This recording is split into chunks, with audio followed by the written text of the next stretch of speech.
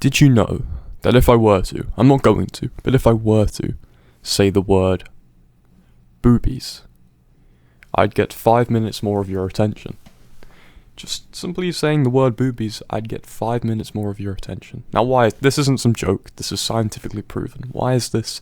That simply using the word boobies, I can get 5 minutes more of your attention. This is because it triggers something in our brain, in all of our brains, called the reptile brain. It's a part of our brain, the limbic part of our brain, called the reptile brain. And this can be triggered by, for example, using a word like boobies. But the main way it can be triggered is the two categories of it either being sex or death. You can either trigger sex or you can trigger death, and that will trigger the reptile brain instantly.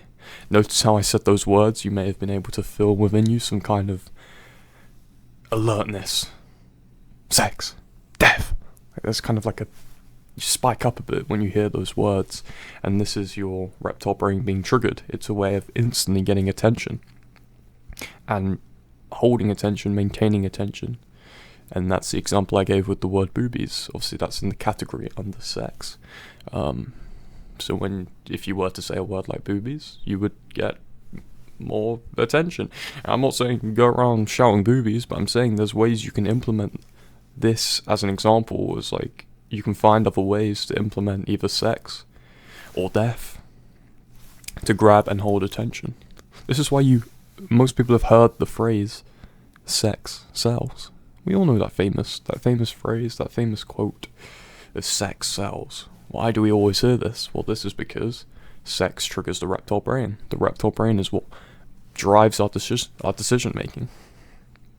It's so important, you must trigger the reptile brain. And the reptile brain, triggered by sex or death, simply because these are like the inherent, I don't know if inherent's the right word, these are like the main two meanings of all animal existence. At like a very basic, non-spiritual, non-religious level, it comes down to, we're born to survive. And then once we're surviving and our surviving's, we're sure of it and confident of our survival, we'll then go and reproduce. And this is where sex comes in. It's sex and survival and sex. This is why you hear the phrase sex sells and fear sells, because fear sells is under the death category. Fear is FOMO. This comes back from like scarce resources and ultimately survival this is a way that triggers that reptile brain, the oldest part of your brain. Again, it's triggering that survival instinct by adding stuff like fear, which could just literally be like FOMO, fear of missing out. Although today it may seem not like a way of survival, it still triggers that part of the brain that is thinking of survival. How can this product lead me to sex? And how can this product keep me away from fear? Whatever I'm fearing, how can this product help my survival in one way? And how can it help me reproduce in the other way? And obviously don't directly go to survival and reproduce, it's just somewhere, a modern day version of those two. So for death, it would be, for survival, it would be social proof. This is what most people are doing. I want to be part of the herd, I want to fit in. So in terms of survival, I'll do that. Because if you don't fit in and you don't have a herd, back in the day, you wouldn't survive, you would die. And then for sex, the other version is presenting whatever you're going to buy as something that would increase your respect and authority, which would then lead you to becoming more attractive. You can get creative with it. I mean, that's just some ideas. But I want to move on to the next point. The next point of this wonderful video that's going to change your life forever, guaranteed. And that is a secret. And this secret is something called pacing and leading, which is basically quite literally the modern day mind control. It's a technique brought from hypnosis, which may seem a bit like, whoa, what's this guy on about? Hypnosis. No, but it's quite simple. It's used by a lot of salesmen, used in copywriting, marketing all the time, and I'm going to explain it right now. So simply, what is a pace and what is a lead? So a pace is any verifiable truth. So anything you can sensorily verify as being true. For example, you are looking at me right now. That's a sensorily verifiable truth. You can see with your eyes that you are looking at me, which you are looking at me, unless you're closing your eyes, but you're not. Another sensorily verifiable truth would be as you listen to my voice right now, because you are listening to my voice right now. Unless you are deaf, but most of you aren't deaf, so that's two sensorily verifiable truths. And then a lead is basically the command you want to give the person to do, the direction you want the person to go in, what you want them to do. So how this works, how the pacing and leading goes together, is it's simply 5 paces, 5 verifiable truths in a row, and then their mind will take whatever you say after that as a verifiable truth as well, even though it may not be. So I could give 5 verifiable truths and then give a command of what I want you to do, and that command will go into your subconscious as a truth, and you will potentially do that command because you see it as a truth, because all of the other things have been truths.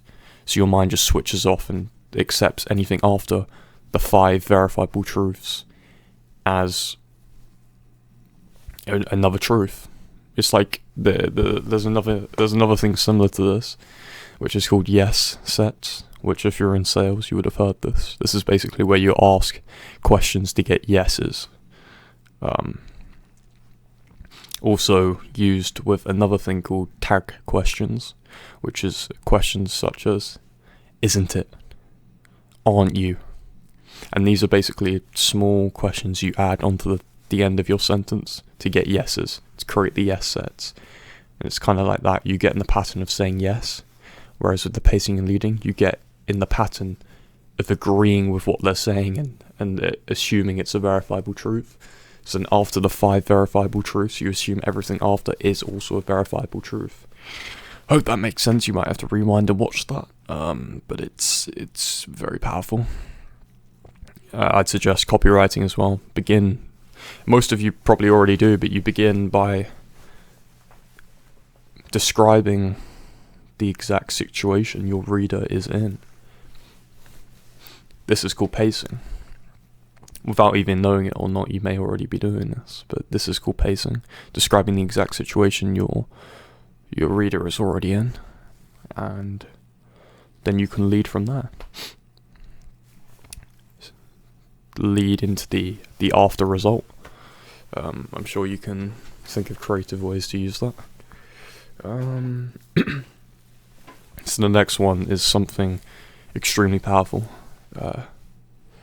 i.e., this comes in very handy. It's very useful to know. This would have been used on you many times before.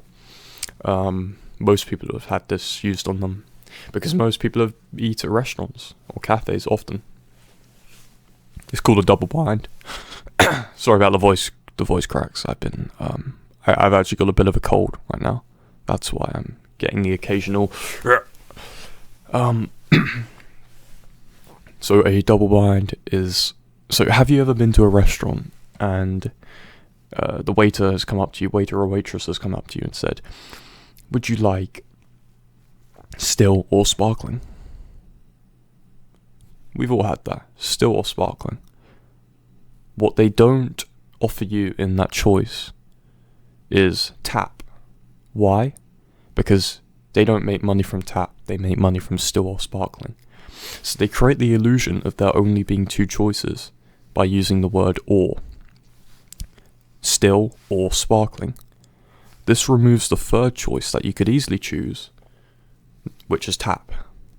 And this makes it really hard to then ask for tap if you've only been presented these two options of still and sparkling. Still or sparkling. So it's basically, a double mind is creating the illusion of choice, the illusion of there only being a certain number of choices, when in fact there are many other choices. And this is used with the word or. I'm going to talk about this technique was commonly, famously, unfortunately, used by Hitler. He used something called a either or, which is, it basically goes like this. Either you X or you Y. Either you do this now or you do this in a second. The point is, either way you're doing it, right? So it creates the illusion of choice.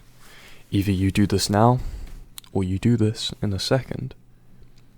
Either you fight for your country now, or you watch your family die. Some crazy stuff like this. Obviously, we don't want to watch our family die, so we're going to fight for our country. When in fact, another choice could be, we could not fight for our country, and our family won't die. That was kind of a bad example, but hopefully you get what I mean by the illusion of choice. Only presenting two choices when there are in fact other choices. Either you X or you Y. Hopefully that makes sense in one way or another. See, I just used it there. Either way, it's making sense in one way or another. The next one is for all of my people who want to retain attention. Writers, people in video, film, YouTubers, social media, everything. Is something called an open loop. Now, an open loop is something that creates curiosity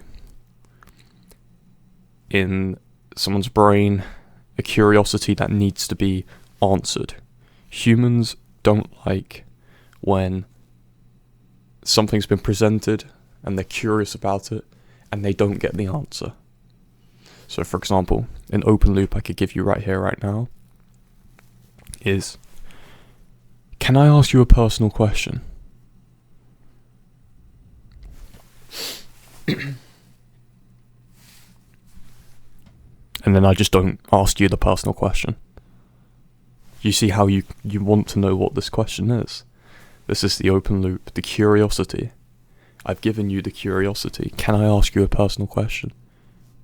Now you want to know what the personal question is. See? Another one is, I'm going to let you in on a secret.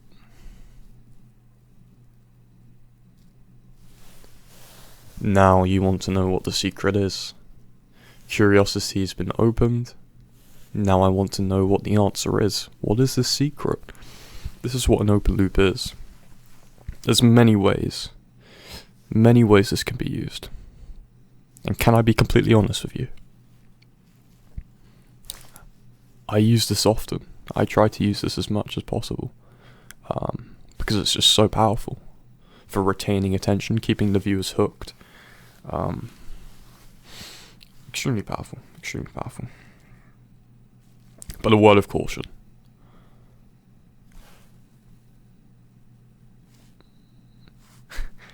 I'm using these loops, these open loops throughout this section.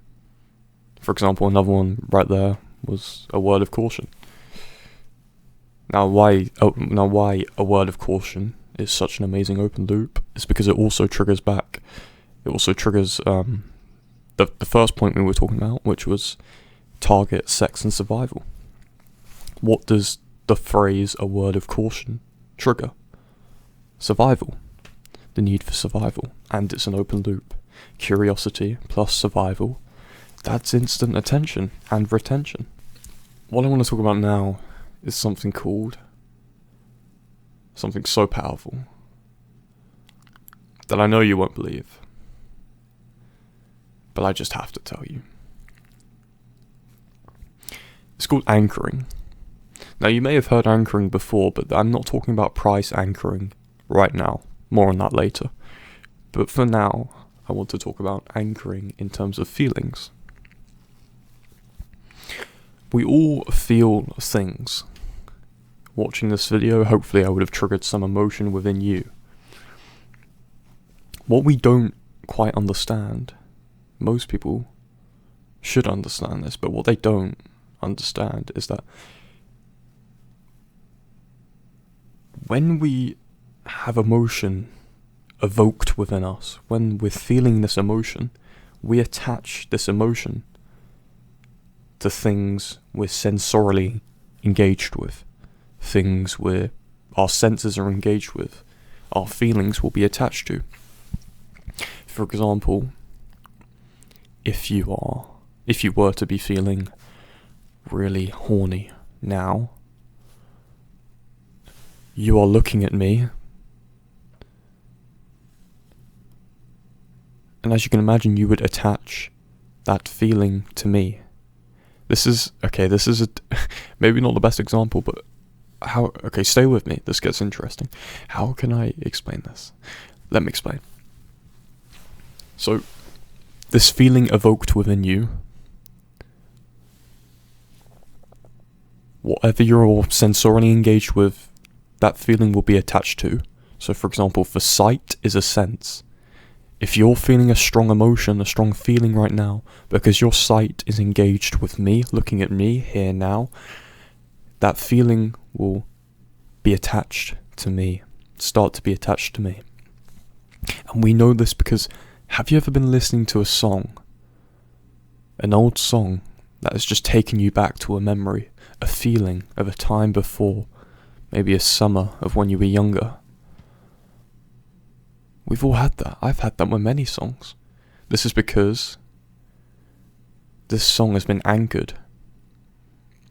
Because it's a sense, you're listening to the music, and you were feeling a feeling during that time, whatever youth, summer feeling you were feeling during listening to that song, because you were sensorily engaged with the song through hearing.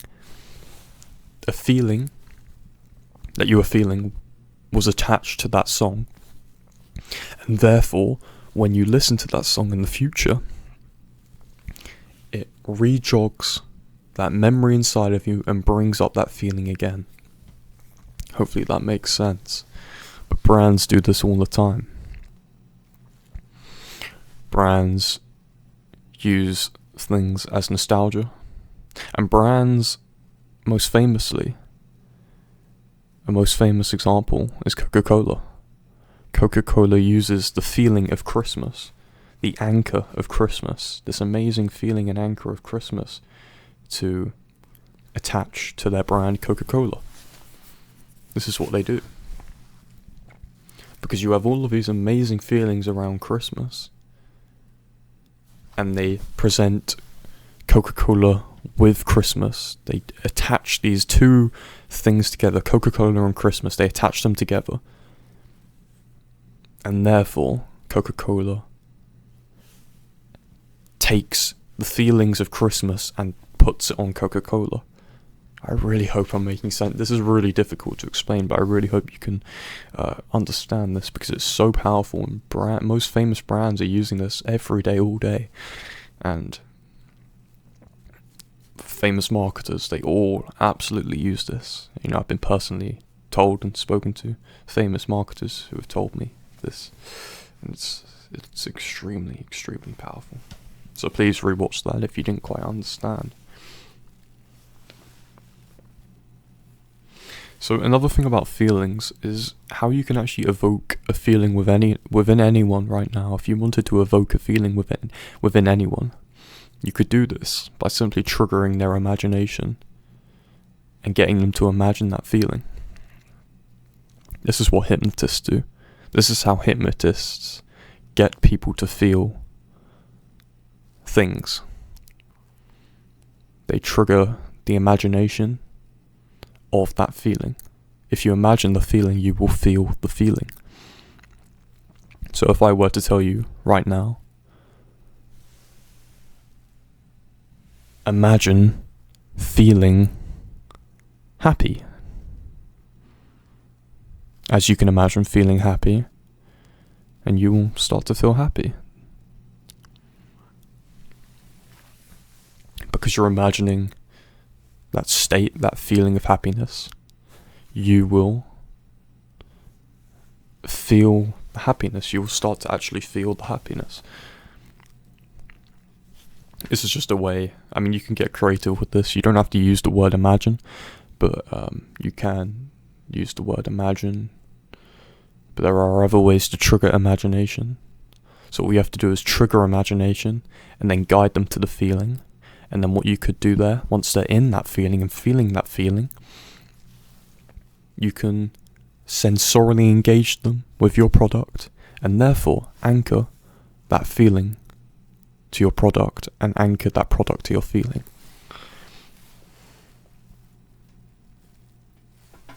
So the next thing I want to talk about, it's something so powerful that once again gets people into a hypnotic state, and it's something called sensorily engaging, so sensory engagement. This is extremely powerful in storytelling. Stories are so powerful in marketing and brand, and sensorily engaging people is quite literally triggering all of the senses. Sound, nose, I don't know why I said nose, sound, smell, taste, feeling, so like kinetic, I don't know the exact word, taste,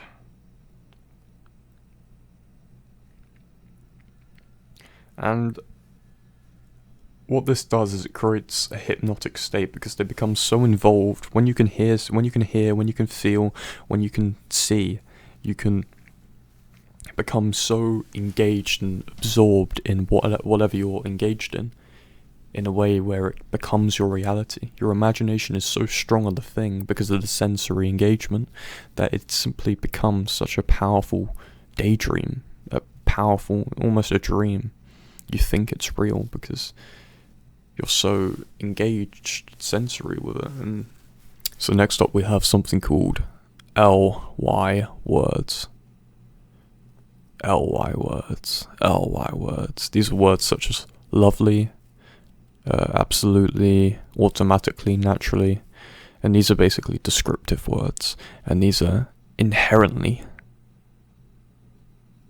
hypnotic. And you can intuitively understand this in many ways, in one way or another, and you basically want to use these words throughout all of your copywriting, all of your scripts, because it will instantly, immediately have a strong effect. And you want to use these words before, you want to use descriptive words before what you're describing. Let me explain. This is how you this is how you write hypnotically. If I were to describe a dog, I would say,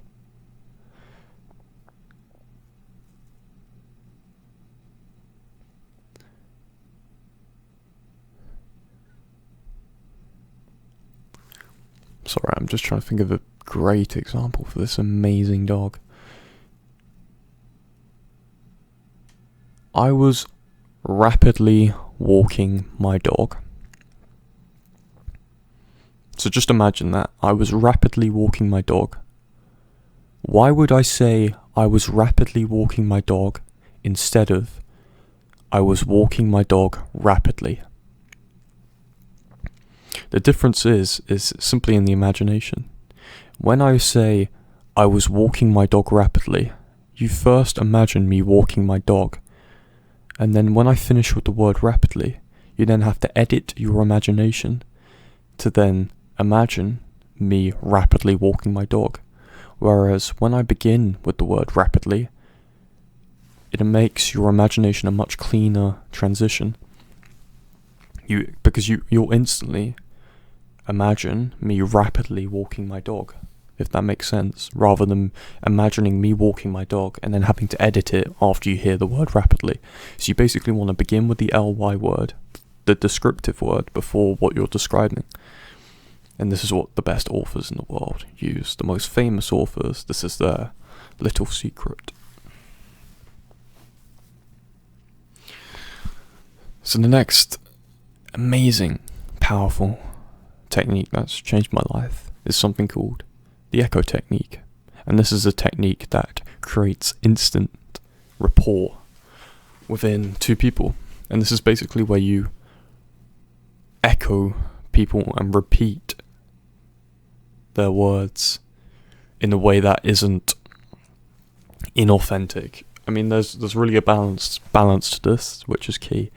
So yeah, you simply, if someone uses the word empowering, you want to also use that word empowering. Echo their words and they will love you. Just use their words. Use their words. If someone says instantly, don't say immediately. Say what they said. Say instantly as well. Keep exact with their words. And this will create amazing rapport.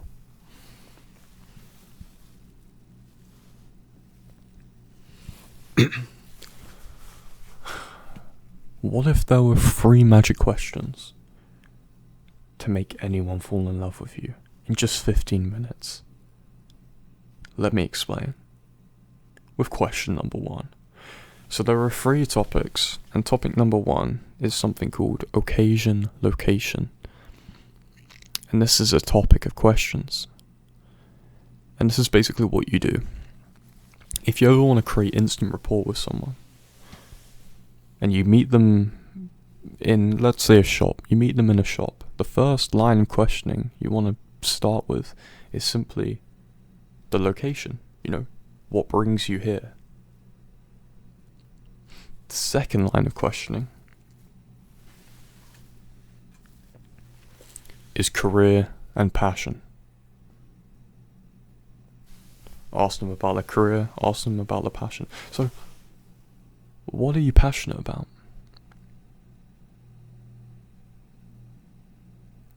What's most important to you about this passion? What's important about that? The next one to build such a strong, amazing connection, even further, is the topic of childhood. This is the third and final question to secure the falling in love. Talk about their childhood, because when they talk about their childhood, who are they looking at? They're looking at you, and they'll be, once again, anchoring that feeling of childhood to you.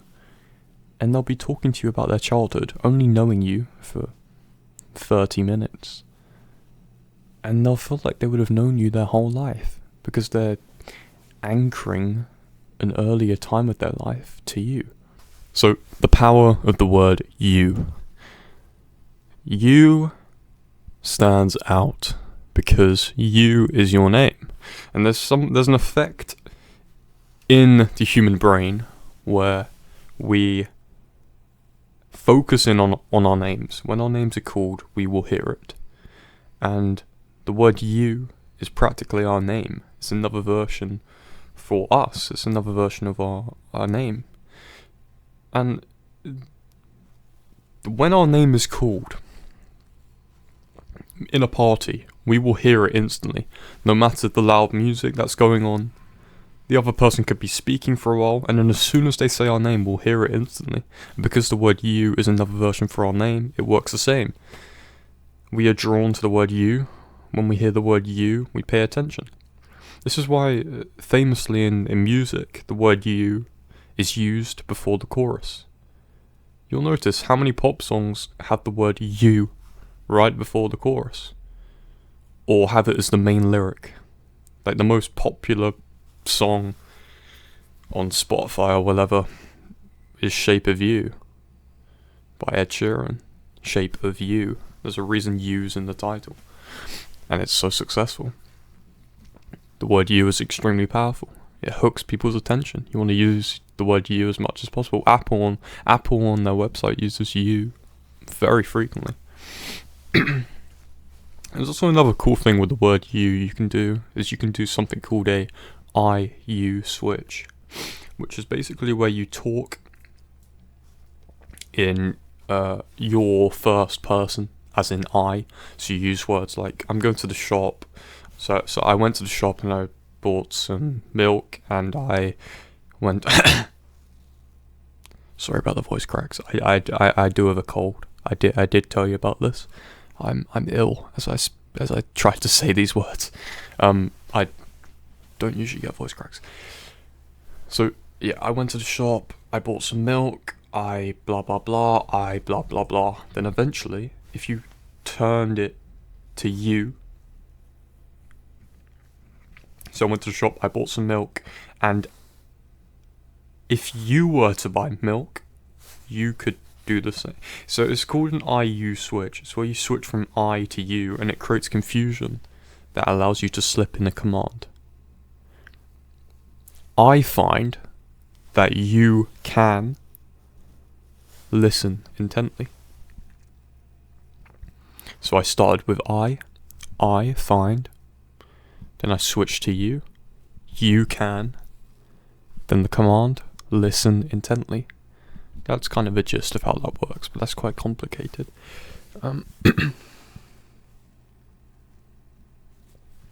Yeah, so another thing, so you want to use the word you throughout all of your stories, your storytelling. You know, has that ever happened to you? Have you ever, to keep the people engaged? And stories are so powerful, because stories are instantly accepted as truths. This has been scientifically proven that stories are always accepted. Always accepted as a true bit of information. It's never denied. The subconscious always takes it as a truth, which is extremely powerful.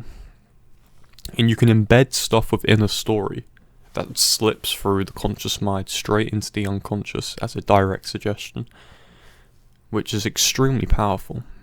And movies do this all the time. A story can have one plot, and then secretly throughout the plot there can be different commands and stuff within it, which goes straight into the subconscious.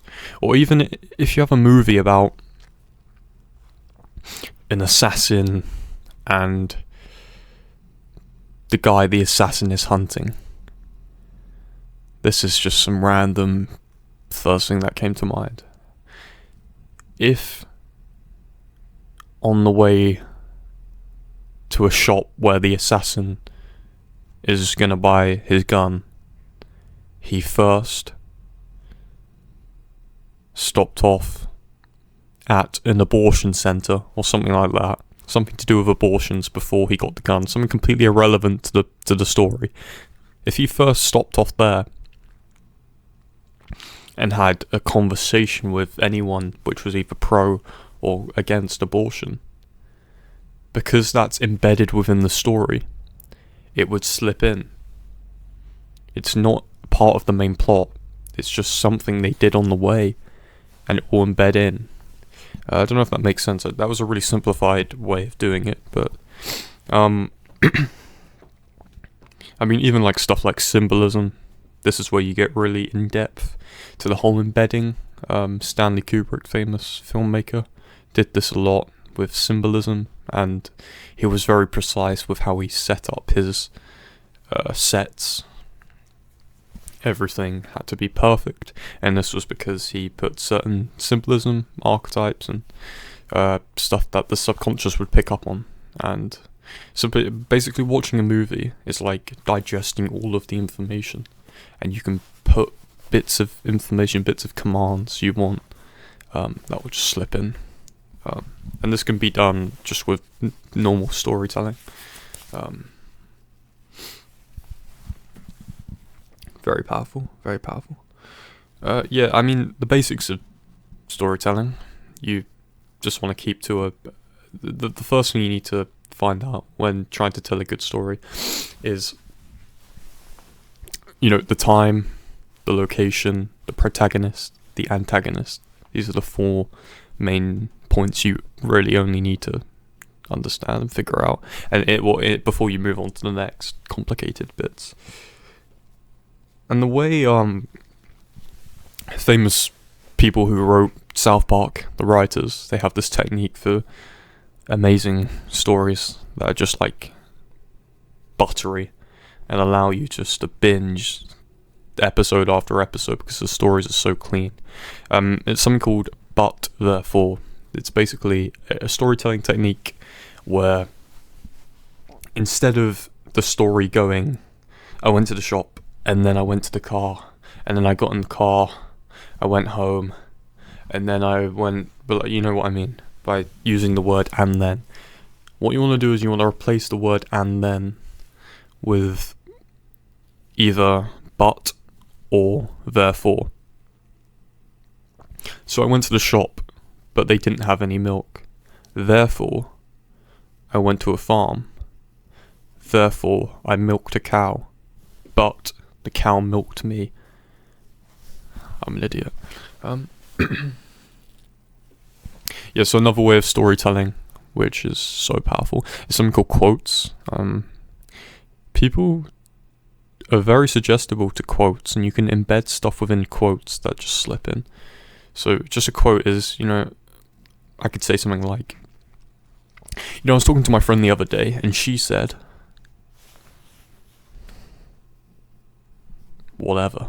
So where you can get away with saying stuff without actually saying it.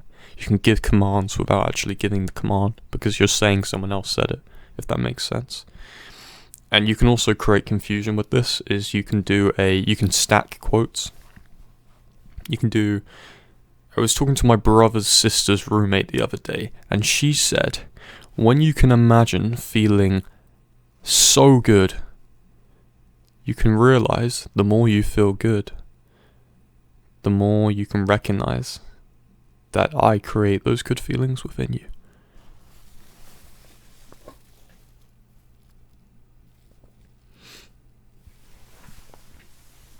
The power of because. Now, so many studies have been done with this, oh my god, because it's so powerful. The word because is so underrated. It's a cause and effect word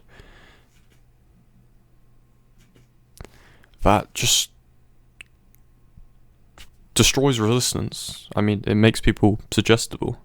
And this is Robert Cialdini has talked about this in his book Influence. It's about the word because. People want a reason for why you're doing it. And all you have to do is give people a reason for why you're doing what you're doing. And the magic word to this is simply because. Just use the word because. It's a cause and effect word, and I could really go in depth here, but I think it's best just for me to tell you, use because as much as possible. If you try to use because as much as possible, your life will improve rapidly. It will instantly improve your life. So please use because as much as possible.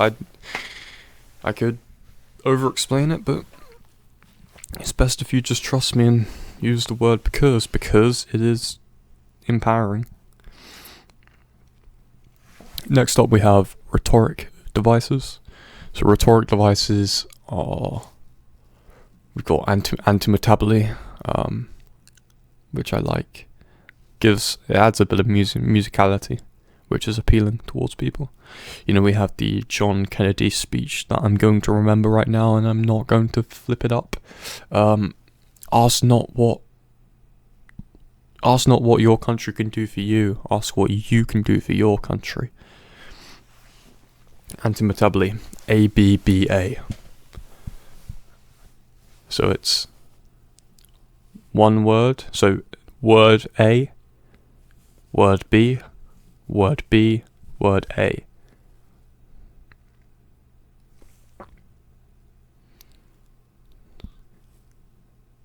I am happy. Happy I am. Do you get it? So it's word A would be I, Word B would be happy. I am happy. Then word B again, happy. Then word A, I am. I am happy, happy I am. Another one is, I'm not going to remember the names to all of these, but another one I like to use to build momentum and energy in my words is something, it goes like this. I am a king, I am a warrior, I am a lover. So what I did there is I began with the same two words, which is I am, and I just changed the last words.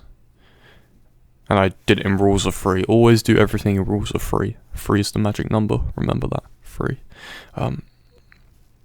And this basically builds momentum. So I went I am king, I am warrior, I am lover. I started with the same I am and changed the final bit. And you can do this with anything. You can do this with everything. You can do this with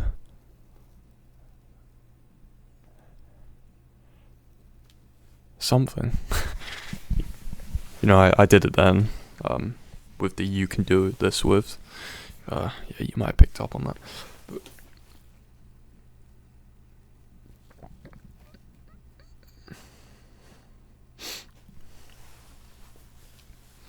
Reciprocity.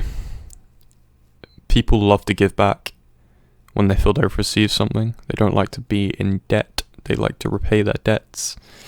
And you can use this to your advantage by being a gifter. Gift people chocolate.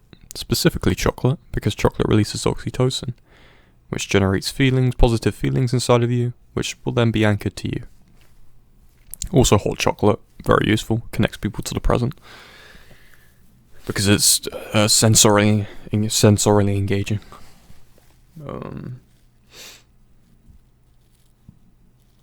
Commitment and consistency. So we're basically going through all of Robert Cialdini's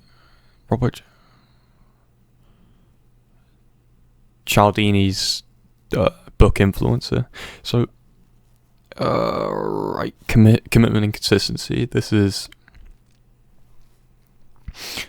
when people have committed to something, or when people have taken an action in a direction, they want to commit to that direction because they've already taken an action.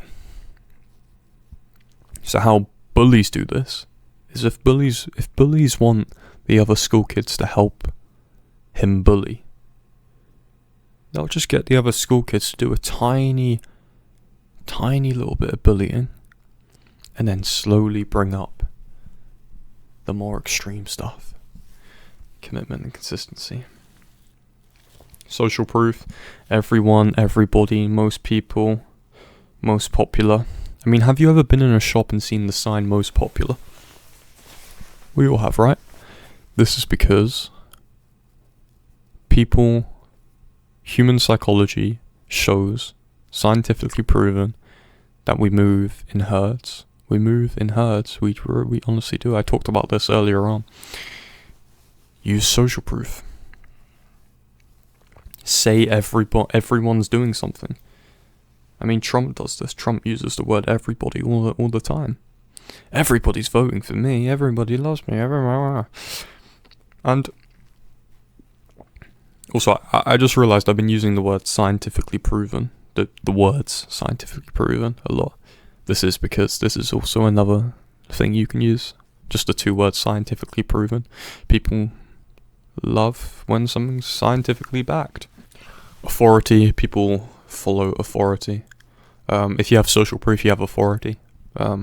Policemen have authority. Doctors have authority. Many studies have been done where people with authority have told people to kill people, and they've done it. I mean, think about Nazi Germany. I mean, Hitler was this big person of authority, the savior. How terribly wrong that was. And this figure of authority, and people just complied. People will comply to authority, any authority.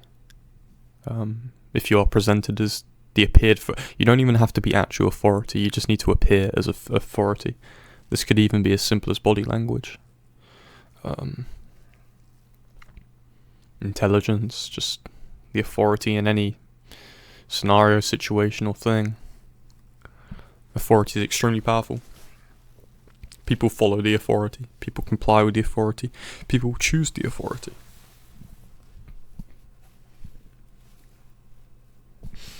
Likability. So, I mean, the first thing that came to mind is simply smiling. Smiling. I mean, you've got all of these little tips and tricks you can do, like the smiling, the body language, but really, is authenticity just better? Should we just be ourselves? Maybe you should think about that. Dropping the mask. It's difficult, but maybe the happier you'll be, the happier they'll be. How to create a mass movement. A cult. We're going to get very cultish in here. A mass movement.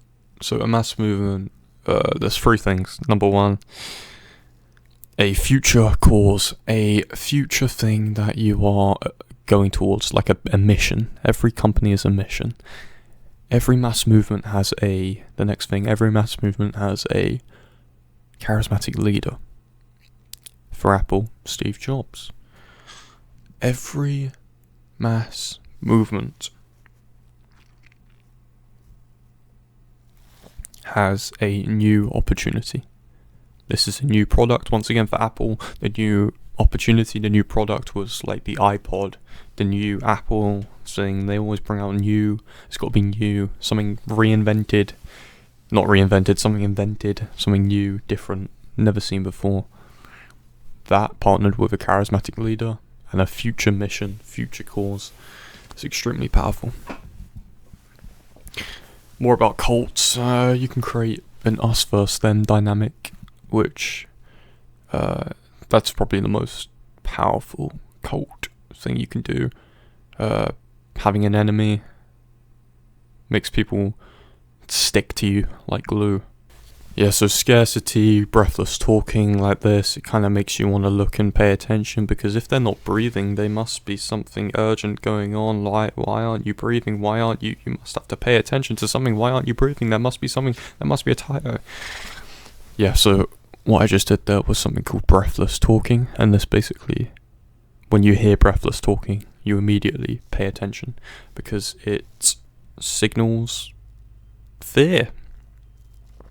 Because we associate it with fear. We always have. There's an anchor there. Another thing about scarcity, using fear to sell scarcity, using fear of missing out. That's basically the biggest one.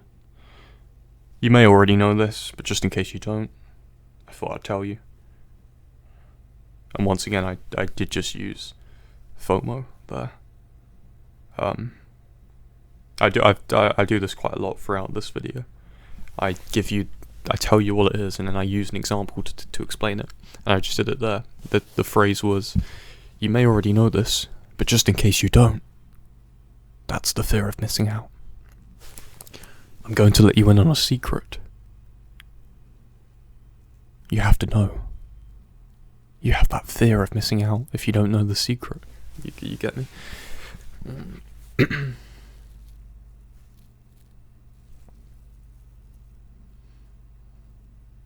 People resist what you tell them. They'll never resist what they conclude. That's Persuasion 101.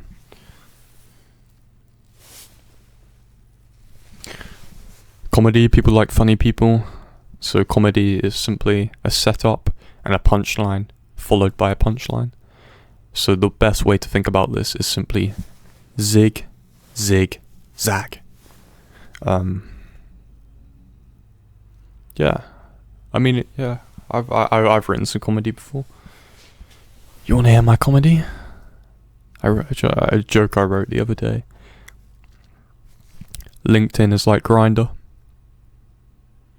full of dicks looking for jobs to come. Yeah, so weasel phrases. Weasel phrases are basically phrases that slip commands into the subconscious mind. These are phrases such as if you were to, as you, when you, have you ever, I don't know if you can. They're the main ones I use. And these can be followed by something called trance words. And trance words are words such as imagine, wonder, ponder, picture. They're the main ones I use. And these basically trigger the imagination, like I talked about earlier. And how you use the weasel phrases and trance words together is, as you can imagine, feeling amazing. As you can imagine, feeling loved. As you can imagine, feeling joy. As you can imagine, feeling engaged.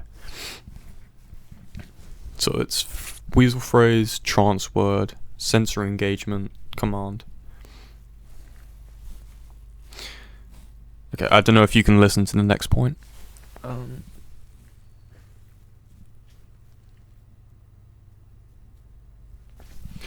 Pattern interrupt. Pattern interrupt, often used in marketing. A pattern interrupt can be something as simple as a question. Have you ever wondered just how much power and control you would need to have everything you desire and rid yourself of pain and suffering? That's a question, which is a pattern interrupt. Another pattern interrupt could be something like this. This is a pattern interrupt because you're not expecting it. It's breaking your pattern of thought. Because why am I talking like this? That's a... Yeah, there we go. That's a pattern interrupt. And a pattern interrupt could be used to create confusion. And when confusion is created, you can slip in a command. Subliminal words. I mean, you can do this in Photoshop, on website banners. You can add words like a low brightness, so they can't be seen consciously, and you can put them upside down, and basically the subconscious will pick up on all of it. The subconscious always does. The subconscious reads things upside down, it reads things on low brightness, it can pick up on everything. The more you X, the more you Y. This is another way to embed the commands. The more you feel those good feelings, the more you can recognize you want more. The more you X, the more you Y. The more you feel good, the more you feel better.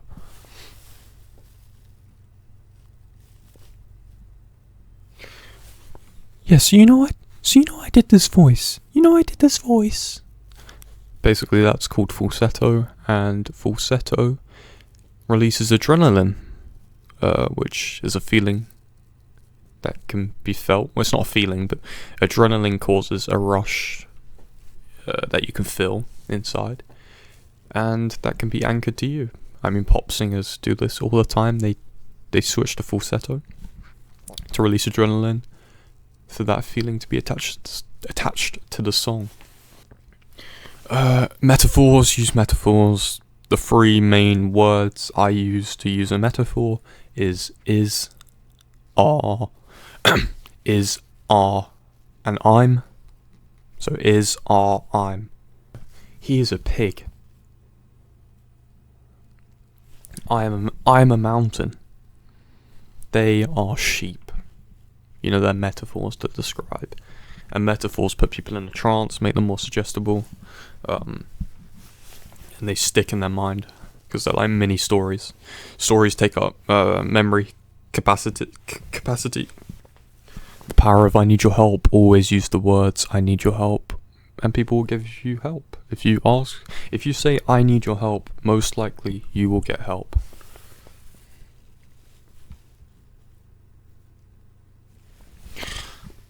Also, on that point as well, people want to be a hero. People definitely want to be a hero. If I were to make an advert to get people to go to war in Britain, what I would do is I would have daughters wives and mothers in this advert sing I Need a Hero, or Holding Out for a Hero, by Bonnie Tyler, I think her name is. That song. I need a hero! I'd have them sing that. And directing the men to go to war. And that's how I'd get men to go to war. Because what's that doing is that's tapping into an archetype called the hero archetype, the hero's journey, which all men are drawn to, especially now. Because when you do big like adverts, you have to tap into archetypes, which is, Jungian psychology. And that's the hero archetype I would definitely tap into to mass move a nation into war. And also using women. It comes back to the reptile brain. Yeah, I don't need to explain that. You can connect the dots. Speaking of women, always sell to women. There's a reason pop stars always write love songs to women. It's because women buy, men don't buy. Men buy for the women. If the women are dancing to a song in the club, the men will dance along to the women. Wherever the women go, the men follow. So just sell to the women.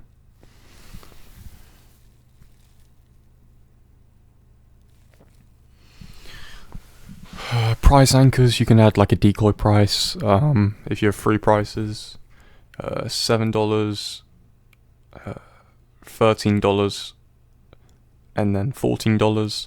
The middle price of $13 is useless, and it makes the other prices look good. So they'll pick the other prices. So it's called a decoy price. And there's also pricing anchoring, which is cool. People love an I am statement. They love an I am statement. They love identity. It's back to the cult thing. Reframing. You can reframe things to sell better. Color psychology. Navy is the best color, creates trust. Red creates urgency. There's emotional needs. There's also Maslow's hierarchy of needs. The main need, though, is the need for control. Always target the need for control.